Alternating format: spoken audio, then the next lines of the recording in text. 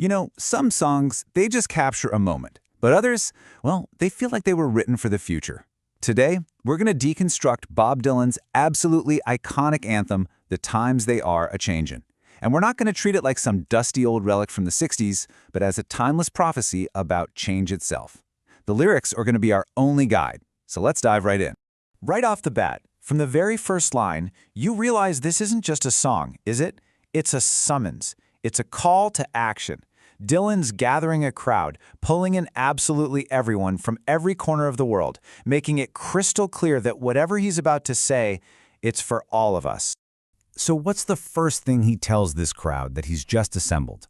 He hits them with a really stark, really powerful warning.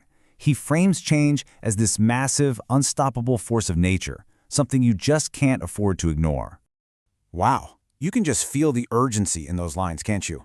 Dylan lays out this simple, almost brutal choice. This isn't some gentle suggestion to adapt. It's a desperate plea.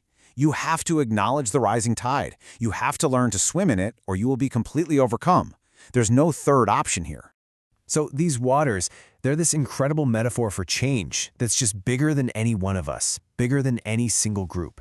And it's such a powerful image. It makes you think of something elemental, almost biblical, like a great flood. A force that doesn't pick sides. It just rises. It's impartial, it's powerful, and it affects everyone, whether they're ready for it or not. And that just kind of forces you to stop and ask, right? Here we are, more than 60 years later. What are the unstoppable forces we're facing? What are the rising waters in our own time? Okay, so after that big, universal warning to everybody, Dylan starts to narrow his focus. He begins calling out the gatekeepers, the people with real influence, the ones who shape public opinion and make the rules. And who's first on the list? The media, the cultural commentators. He's basically warning them, hey, don't be so quick to make these grand judgments. He's saying, don't rush to declare who's winning and who's losing, because this whole situation is still completely up in the air. It's that classic idea, isn't it?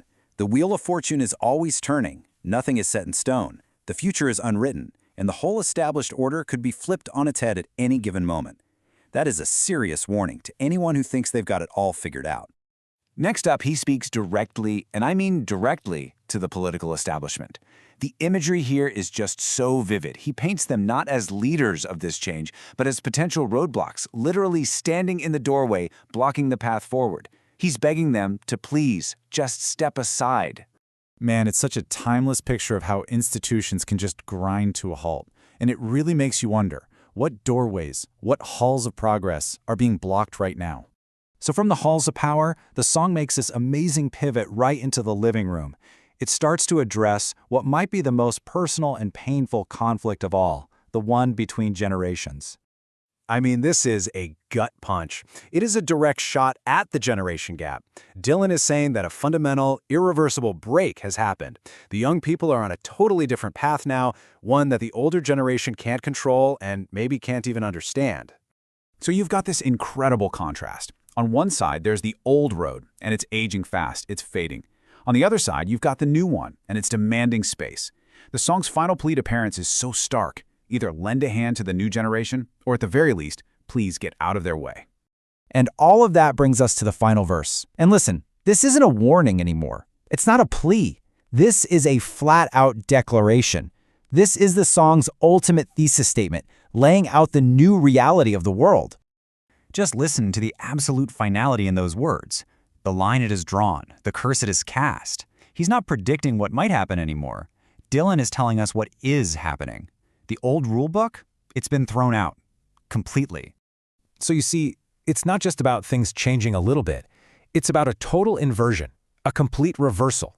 The powerful are going to become weak, the slow will become fast. The whole social and political order is being turned upside down. Now, the lyrics themselves feel like they could have been written this morning, but the song's history, wow, its history just proves its incredible endurance.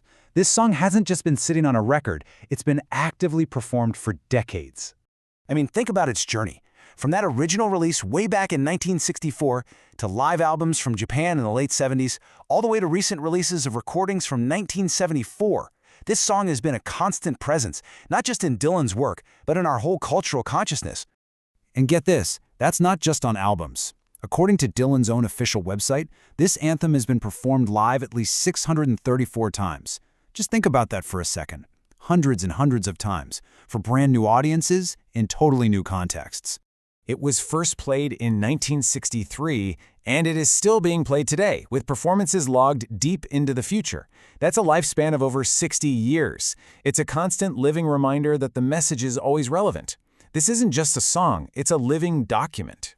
And in the end, it all comes back to this one relentlessly repeated line. It's the chorus, it's the conclusion, and it's the one undeniable truth that drives this entire, incredible song. Which, of course, leaves us with one final, absolutely essential question. The song warned us the times were changing back then, so it's our job to look around and ask ourselves, what's changing now?